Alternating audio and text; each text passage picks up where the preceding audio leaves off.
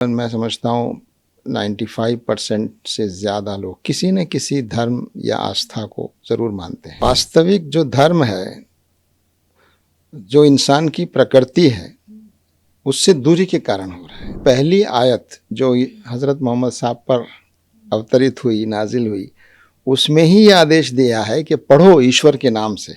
Division पैदा कर दिया है कि धर्म अलग चीज़ है और विज्ञान अलग चीज़ है। रिलीजन को भी साइंस की तरह ही पढ़ना चाहिए। जिन रूल्स पर और जिन लॉज के अकॉर्डिंगली ये दुनिया काम कर रही है, उसको गहराई से जानने का नाम ही साइंस है। घर में बेटी का पैदा होना शर्म की बात समझा जाता था, बल्कि पैदा होने से पहले एक गड्ढा खोद के रखा जाता था अरब में कि अगर बेटी पैदा हुई तो उसको जिंदा दफन कर देते थे।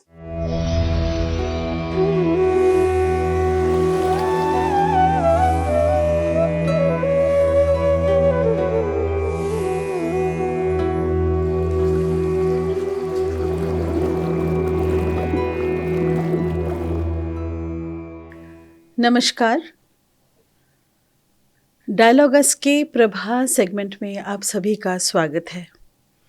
आज हमारे गेस्ट हैं doctor Salim engineer. Doctor Salim engineer एक प्रोफेसर हैं, farmer professor from NIIT Jaipur. Sir से हम काफ़ी सारी बातचीत करेंगे और सर से विभिन्न विषय पर आज हम जानकारी लेंगे। Sir, welcome to our channel पर। शुक्रिया, धन्यवाद आपका।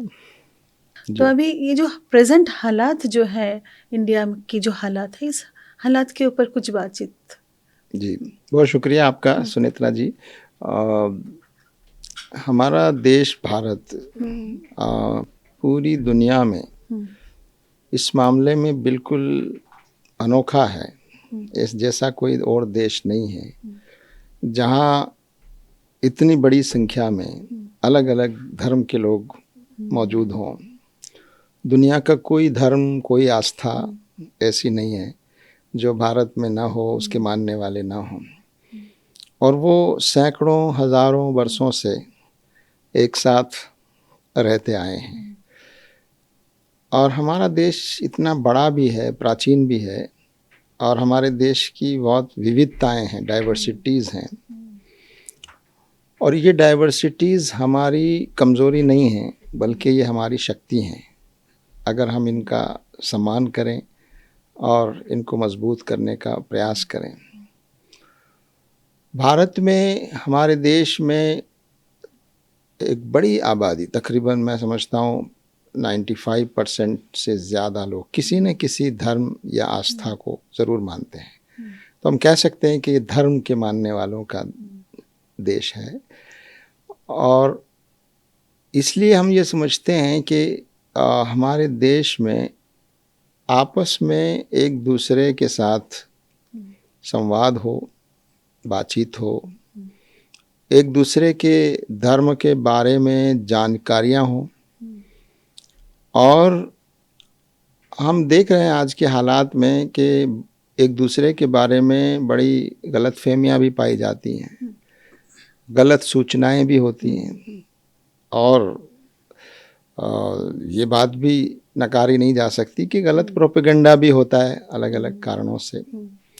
ऐसे में इस बात की आवश्यकता बहुत ज़्यादा है कि विभिन्न धर्म के अनुयायी और धर्मों के मानने वाले लोग आपस में मिलें, बात करें, संवाद करें, एक दूसरे के धर्म के बारे में एक दूसरे को जानकारियाँ दें, ताकि वो संवेदनशीलताएं जो धर्म के मानने वालों में होती है, एक दूसरे को मालूम हो कि मेरे लिए कौन सी चीज़ ज़्यादा संवेदनशील है, हमारे दूसरे साथी के लिए कौन सी चीज़ ज़्यादा संवेदनशील है।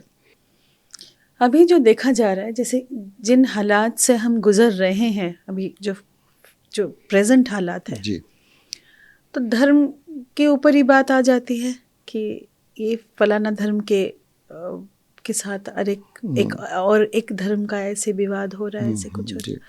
तो यहाँ पर धर्म गुरुओं का तो वो भी तो आप एक अपना विचार डालेंगे। तो इस्लाम में आप क्या बता रहे हैं, इसको कैसे आप देख रहे हैं, किस एंगल से आप इसको, जो हमारे नई जनरेशन है उनके लिए, जो महिलाएं हैं उनके लिए, जो प्रॉफिट्स हैं, जो आपके जो बड़े बड़े संस्था भी हैं, वहाँ जी। पर किस तरह का आप लोग शेयर कर रहे हैं, डायलॉग्स किस तरह का हो रहा है? एक बात जो मैं समझता हूँ बहुत ज़्यादा आम हो गई है, लेकिन वो सही नहीं है। वो ये है कि आपस में जो दूरियां हैं, जो नफ़रतें किसी कारण से बढ़ गई हैं, बढ़ाई जा रही हैं, या कभी कभी हिंसा भी हो जाती है, तो इसका कारण ये समझा जा रहा है या समझाया जा रहा है कि धर्म है, धर्म के कारण ये सब हो रहा है। मैं कहता हूँ कि ये धर्म के कारण नहीं हो रहा है। ये वास्तविक जो धर्म है, जो इंसान की प्रकृति है, उससे दूरी के कारण हो रहा है। धर्म के कारण नहीं, धर्म से दूरी के कारण है, या धर्म का दुरुपयोग करने के कारण है। अपने स्वार्थ के लिए या राजनीति के लिए अगर धर्म का कोई दुरुपयोग करे और धार्मिक बनकर करे या धर्म का चोला पहनकर करे, तो वो लोग ये समझते हैं कि ये सब धर्म के कारण हो रहा है। तो धर्म गुरुओं की आज ये बड़ी जिम्मेदारी है और दायित्व है, जो सच्चे धर्म गुरु हैं वो सामने आए, एक साथ मिलकर समाज को ये संदेश दें कि धर्म तो इंसान को सही माने में इंसान बनाने आया है। धर्म वो है जो इंसानों का एक दूसरे को सम्मान करना सिखाए, एक दूसरे के अधिकारों की रक्षा करना सिखाए, एक दूसरे को जोड़े, आपस में प्रेम और सद्भाव सिखाए।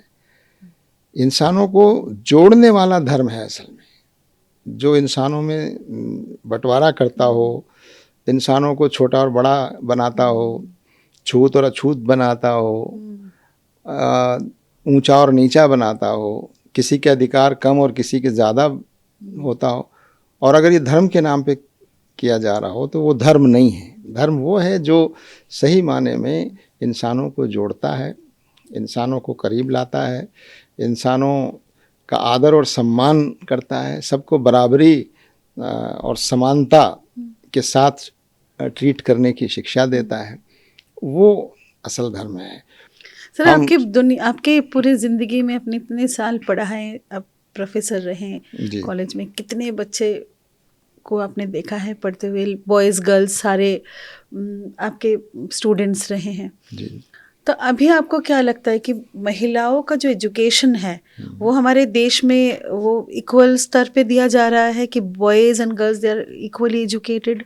एंड इस्लाम में भी मुस्लिम में भी आपको जो पढ़ाने का जो अभी शिक्षित करते हैं गर्ल्स को, जी जी, तो उसका भी संख्या देखा जा रहा है कि बहुत ग्राफ काफ़ी ऊंची हुई है। जी जी जी, आपने बहुत अच्छा प्रश्न किया है। पहली बात तो कि ओवरऑल हमारे देश में पिछले अगर हम 2-3 दशकों की बात करें तो शिक्षा का स्तर ओवरऑल पूरे देश में बढ़ा है, हर समाज में बढ़ा है, इसमें कोई शक नहीं है।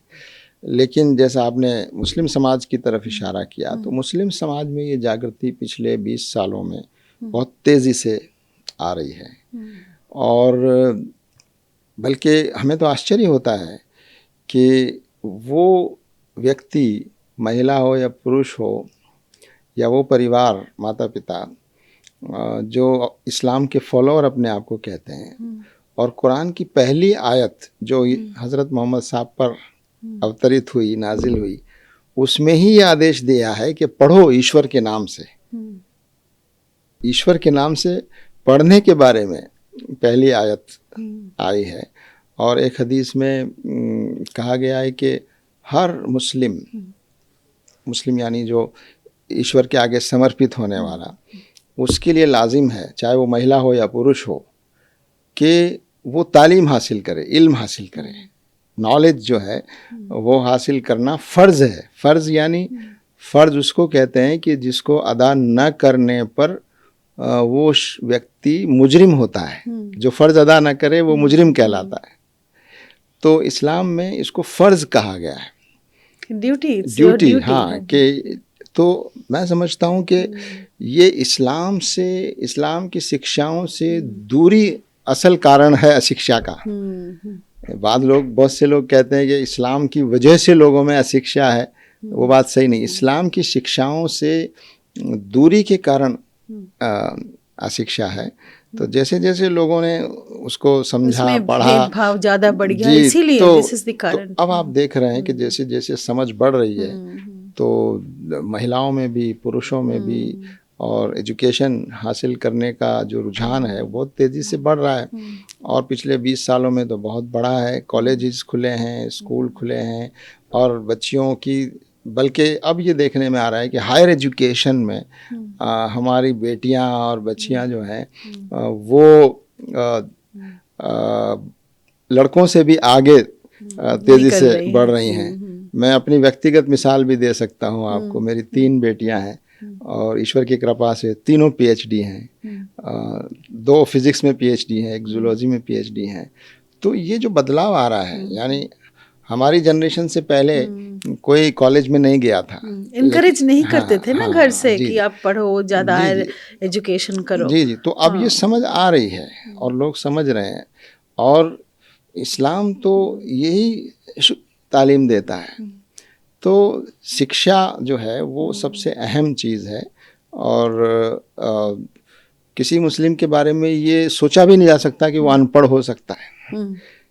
लेकिन जब आप सिर्फ इस्लाम का सिर्फ कवर रहेगा, उसकी शिक्षाओं पे अमल नहीं होगा, तो ये चीज़ें पैदा होती हैं। इसलिए हम ये जागृति भी समाज में पैदा कर रहे हैं कि जो अपने आप को मुस्लिम कहते हैं, उनकी ये जिम्मेदारी है कि वो इस्लाम की शिक्षाओं को समझें, कुरान को समझें, उसमें जो कुछ कहा गया उसको समझें, और हज़रत मोहम्मद साहब ने जो शिक्षाएं दी वो उनको जानने की कोशिश करें, उनका जीवन कैसा था उसका अनुसरण करने की आप कोशिश करें। तो फिर ये जो समस्या है, बल्कि ऐसी तमाम समस्याएं वो दूर होना शुरू हो जाएंगी।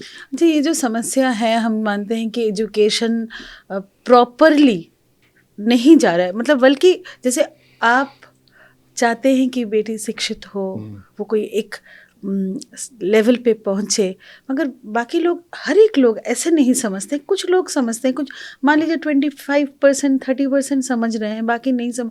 This is due to the population. ये जो बहुत ज़्यादा इस्लाम में पॉपुलेशन, ड्यू टू दिस कि ये पढ़ा नहीं पा रहे हैं, इनके मतलब योग्य बनाने नहीं सकते हैं माता पिता, they are unable to do it, ऐसे कुछ नहीं। मैं इस विचार से, बल्कि मेरा ऑब्जर्वेशन इसका उल्टा है कि अब वो माँ बाप जो किसी वजह से पढ़ नहीं सके, जो रिक्शा चलाते हैं, जो मजदूरी करते हैं, जो छोटा मोटा काम करते हैं, वो भी अब चिंतित हैं कि हम कम से कम हम नहीं पढ़ सके, हमारी जनरेशन पढ़नी चाहिए।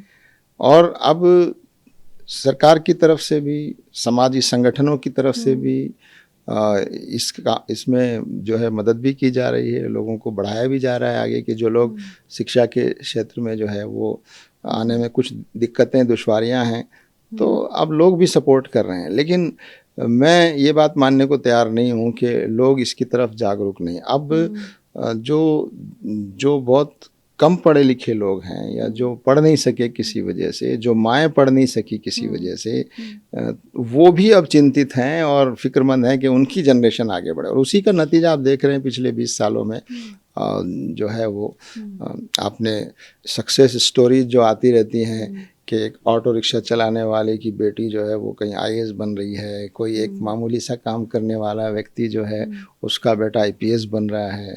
तो ये सब एग्जाम्पल्स जो सामने आ रहे हैं, तो इसमें सबको अपना किरदार निभाने की ज़रूरत है। और ये रिलीजन को न समझने की वजह से अशिक्षा है। रिलीजन, ख़ास तौर से इस्लाम के बारे में तो मैं कह सकता हूँ कि इस्लाम को सही रूप से समझने वाला, उसकी शिक्षाओं पे अमल करने वाला तो शिक्षा से दूर रह ही नहीं सकता। ये मैं अर्ज़ करना चाहता हूँ। अब प्रोफेसर रहे। जी। और अभी आप जहाँ भी इंटरफेथ डायलॉग्स हो रहे हैं वहाँ भी आप आते हैं, वहाँ भी आपके कई सारे जर्नल्स में बहुत आर्टिकल्स छपे हैं, बहुत आप डीपली एनालिसिस करते हैं। तो अभी ये दोनों चीज़ का जो है वो कैसे रहा आपकी ज़िंदगी में? ऐसे कब से आई कि आप आफ्टर रिटायरमेंट आप ये सब करेंगे? इच्छा कब से हुई मन में? हाँ, एक बात तो मुझे ये कहनी है आपसे कि ये जो हमने डिवीज़न पैदा कर दिया है कि धर्म अलग चीज़ है और विज्ञान अलग चीज़ है, या धर्म और विज्ञान का टकराव है। मैंने साइंस एंड रिलीजन का हाँ, जो ये हमेशा टकराव जो नहीं टकराव है। जो वास्तविक धर्म है उसका रिलीजन से कहीं टकराव नहीं है, उसका स्पिरिचुअलिटी से कहीं टकराव नहीं है, बल्कि एक दूसरे के पूरक हैं, एक दूसरे को स्ट्रेंथन करते हैं। हाँ, जो लोग आडंबर करते हैं, नाम उसको धर्म का देते हैं, जो लोग ऐसी चीज़ें करते हैं जो तार्किक नहीं है, इलॉजिकल हैं, इरेशनल हैं, और फिर उसको धर्म के नाम पर लोगों से कराने की कोशिश करते हैं, तो वो वास्तव में वो धर्म नहीं है।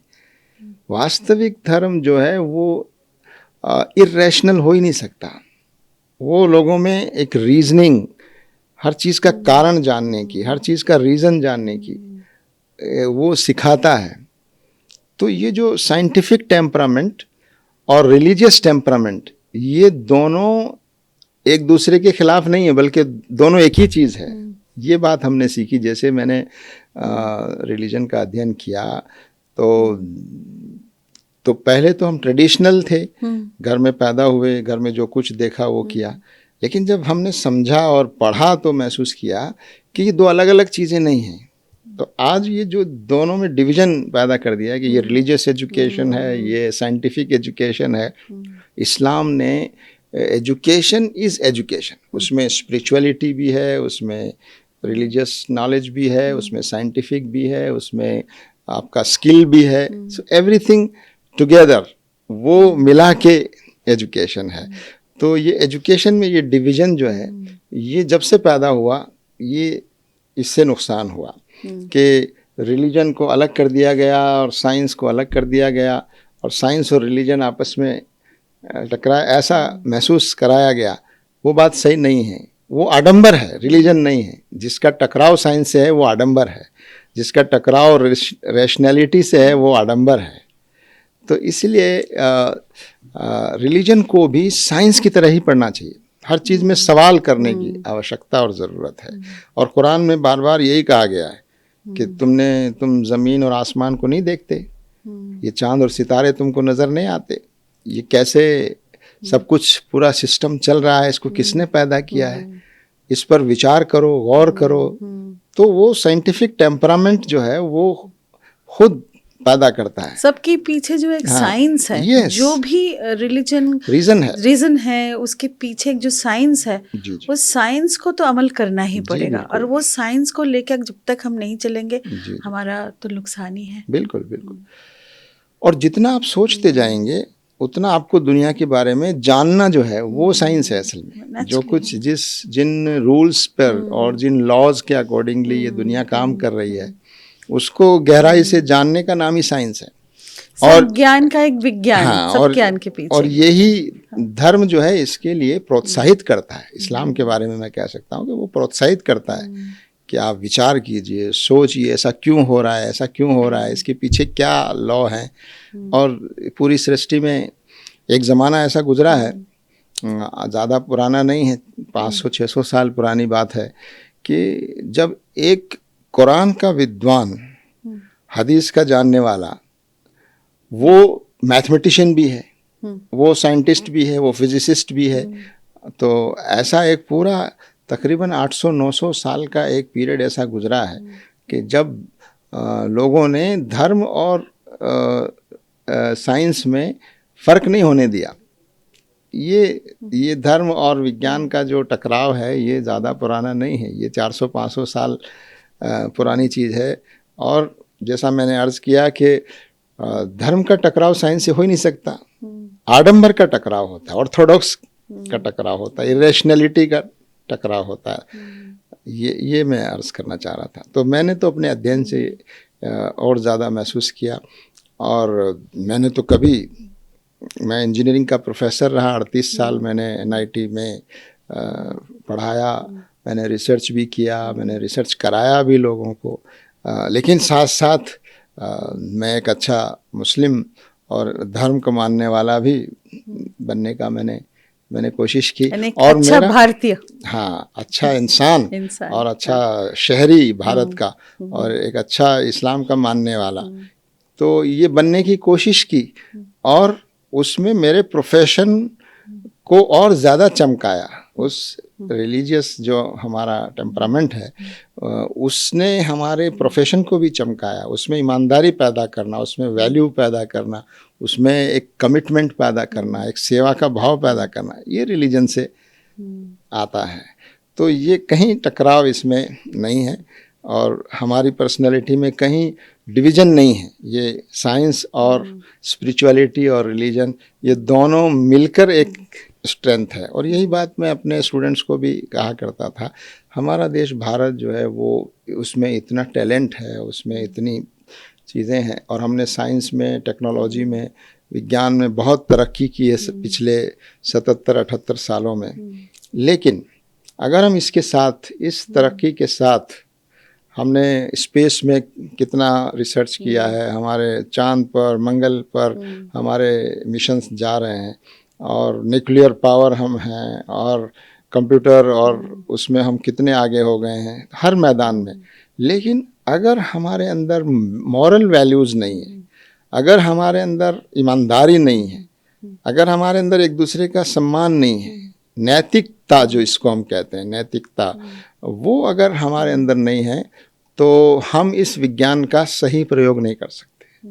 नैतिकता से खाली वैज्ञानिक प्रगति जो है इंसानों को तबाही की तरफ ले जा सकती है। जहाँ आपने एटॉमिक पावर इजाद किया, अगर वहाँ इंसानियत नहीं है, मॉरलिटी नहीं है, इंसानी जान के बारे में आपका अंदर वो एहसास नहीं है, तो वही इंसानों की तबाही के लिए भी इस्तेमाल हो सकता है। तो हमारा देश एक दुनिया को दिशा देने वाला देश बन सकता है, उसमें पूरी पोटेंशियल मौजूद है, बशर्ते कि हम टेक्नोलॉजी के साथ, साइंस के साथ मॉरलिटी को, वैल्यूज़ को जो है मजबूती के साथ हमारी पूरे समाज में उसको इनकलकेट करने की, बढ़ाने की कोशिश करें। और मैं समझता हूँ कि ये करना हम सबकी जिम्मेदारी है। एक बहुत अच्छा डिस्कशन चल रही है जहाँ प्रोफेसर साहब आपने ये बहुत बड़ी बात कही कि नॉट ओनली टेक्नोलॉजी, अकेले टेक्नोलॉजी से कुछ नहीं होने वाला जब तक हम उसमें नैतिकता नहीं लाए, मॉरलिटी ना लाए।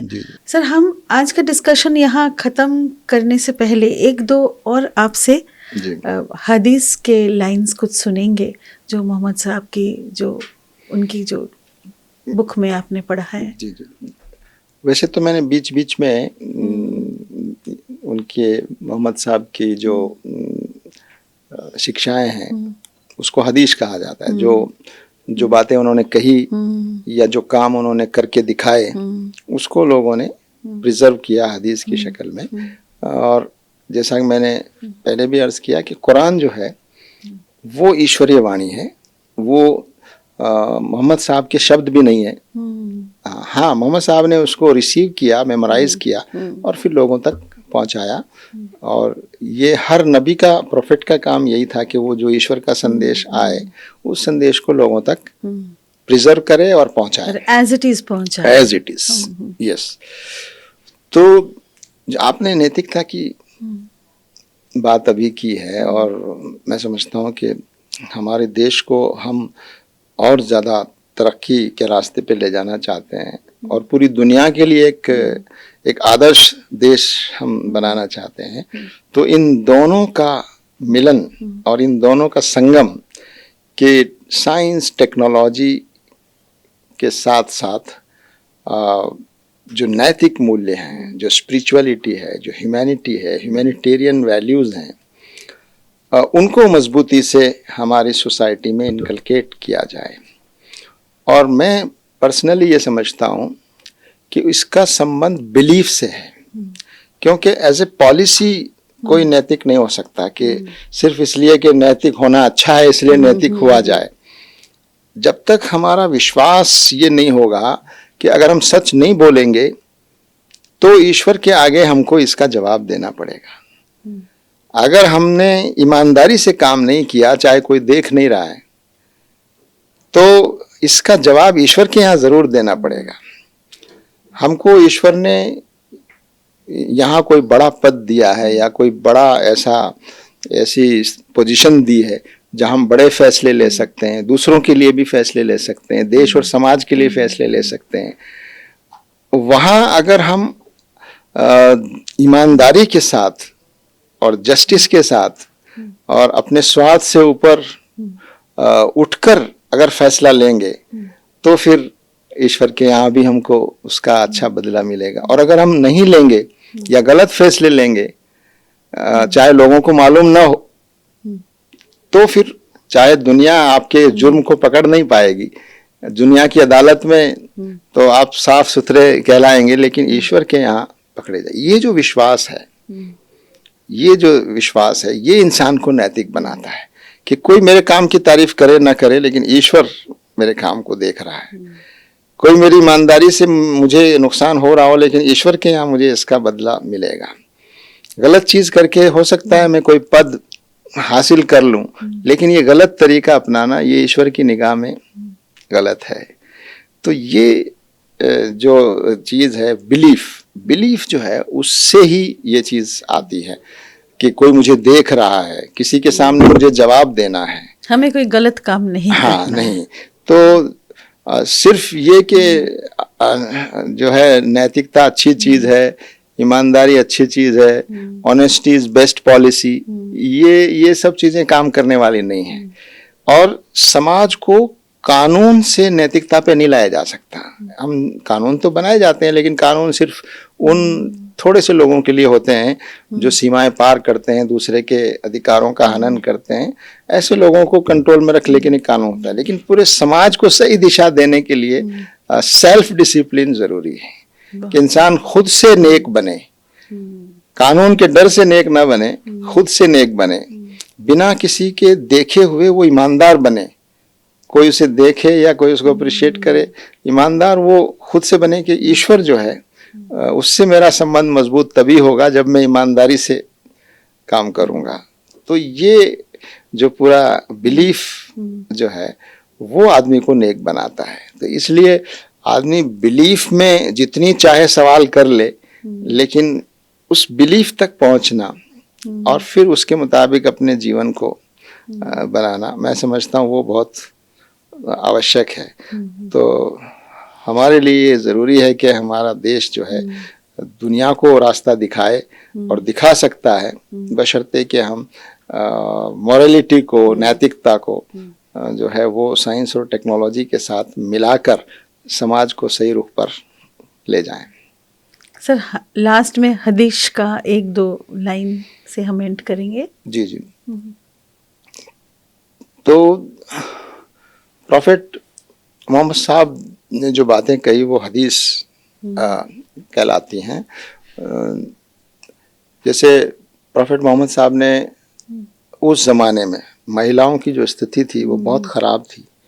घर में बेटी का पैदा होना शर्म की बात समझा जाता था, बल्कि पैदा होने से पहले एक गड्ढा खोद के रखा जाता था अरब में कि अगर बेटी पैदा हुई तो उसको जिंदा दफन कर देते थे, बेटा पैदा हुआ तो बेटा ताकत माना जाता था। ऐसे ज़माने में जब प्रॉफेट को, ईश्वर ने प्रॉफेट को ये शिक्षाएं दी, तब जो है उन्होंने बताया कि किसी की अगर 3 बेटियां हो और वो उनकी अच्छी परवरिश करे, अच्छी शिक्षा दे, तो वो मेरे साथ स्वर्ग में बहुत मेरे करीब होगा। ऐसे 2 उंगलियों का इशारा करके बताया कि इस तरह मेरे निकट होगा, जैसे 2 उंगलियां निकट है उसी तरह। तो ये एक चीज उस जमाने में कि, और कहा कि माँ के कदमों के नीचे जन्नत है। ईश्वर यानी जन्नत का जो रास्ता है, स्वर्ग जो है, यानी माँ की सेवा और माँ का सम्मान, माँ को ये दर्जा दिया। एक जगह उन्होंने फरमाया कि माँ का जो दर्जा है वो बाप से भी बड़ा है, क्योंकि माँ जितनी तकलीफ अपनी औलाद को पालने में करती है, बाप भी मेहनत करता है, मगर माँ जो है वो उसको कितना सेक्रीफाइस करती है। तो मोहम्मद साहब से किसी ने पूछा कि मुझ पर सबसे ज्यादा अधिकार किसका है, तो फरमाया तुम्हारी माँ का। फिर पूछा कि उसके बाद किसका है, दूसरी बार भी कहा तुम्हारी माँ का अधिकार तुम पर सबसे ज्यादा है।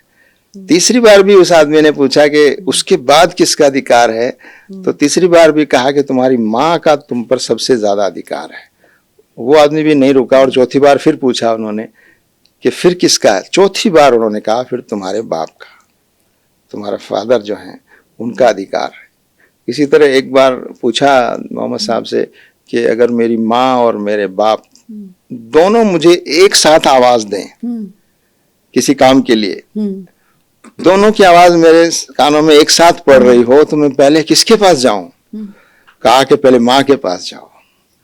तो ये जो आज के ज़माने में हम वुमेन एम्पावरमेंट की बात करते हैं, ये जो शिक्षाएं हैं वो जो महिलाओं का इक्वालिटी यानी ईश्वर की निगाह में पुरुष महिला में कोई फर्क नहीं। हाँ, उसने कुछ ऐसी चीज़ें बनाई हैं जो कुछ चीज़ें ऐसी हैं जो पुरुष ज़्यादा अच्छा कर सकता है, कुछ महिलाएं ज़्यादा अच्छा कर सकती हैं, कुछ दायित्व ऐसे हैं जो महिलाएं ज़्यादा अच्छे से निभा सकती हैं, पुरुष नहीं निभा सकता, कुछ दायित्व ऐसे हैं जो पुरुष ज़्यादा अच्छे से निभा सकते हैं।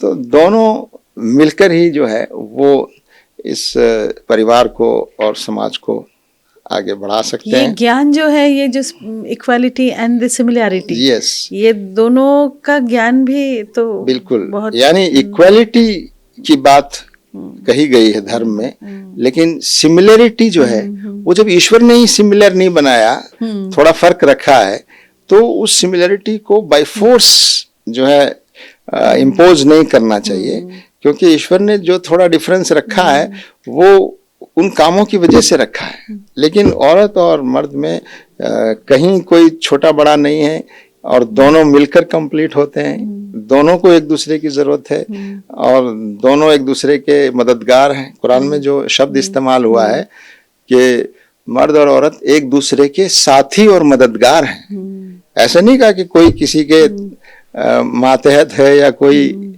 और आपने शायद ये भी महसूस किया होगा कि मुस्लिम समाज में जब रिश्ता होता है, शादी होती है, निकाह होता है, तो बाकायदा औरत से पूछा जाएगा और उसकी कंडीशन और उसकी शर्तों पर निकाह होता है। औरत अपनी कंडीशन बताती है कि इतना महर हमारा होगा या जो भी चीज़ें हैं वो, तो औरत को ये अधिकार दिया है कि वो अपनी पसंद से, अपनी आज़ादी के साथ जो है अपना रास्ता चुने। इसी तरह इस्लाम में औरत को ये भी कहा गया है कि जो माल धन औरत कमाती है या औरत को विरासत में मिलता है, उस पर सिर्फ उसी का अधिकार है, उस पर पति का भी अधिकार नहीं है। हाँ, वो पति को खुशी से देना चाहे वो अलग बात है, लेकिन अगर महिला कुछ कमाती है या उसका कोई कारोबार है या उसको अपनी इनहेरिटेंस से चीज़ मिली है, तो उस पर पूरा अधिकार जो है वो उस महिला का है। इसी तरह अगर कोई व्यक्ति मरता है और उसके बेटे और बेटियां और सब हैं, तो उसकी जो विरासत है उसमें हिस्से बता दिए गए हैं इस्लाम में कि किसको कितना हिस्सा मिलेगा। तो विरासत जो है, इनहेरिटेंस, इसके पूरा कुरान में एक चैप्टर है, उसमें बार बार उसको बताया गया है कि किसको कितना हिस्सा मिलना चाहिए। इसलिए ईश्वर ने ये सब चीजें इसलिए बता दी, अगर इंसानों पे छोड़ दिया जाता तो वो इसको डिसाइड नहीं कर पाते, इसलिए उसने तय करके बता दिया कि जस्टिस का क्या तकाजा है, किसको कितना मिलना चाहिए, और महिलाओं का उसमें हिस्सा होना, महिला की अपनी आइडेंटिटी और महिला की ये आज़ादी कि वो बिजनेस कर सकती है, कारोबार कर सकती है। हाँ, जो कुछ करेंगे आप आपस के सलाह मशवरे से करेंगे, लेकिन उसको रोका नहीं गया है, सिवाय इसके कि बस वो जो इस्लाम की शिक्षाएं हैं उनके अनुसार अपना जीवन बिताए, लेकिन हर काम कर सकती हैं जो भी उसको सही रास्ते पर ले जाए। जी, हदीस के जो वो आपने जो उल्लेख किया, बताया आपने, तो बहुत सुंदर। हम आपको बहुत शुक्रिया आपका, बहुत शुक्रिया, thank you so much. Thank you.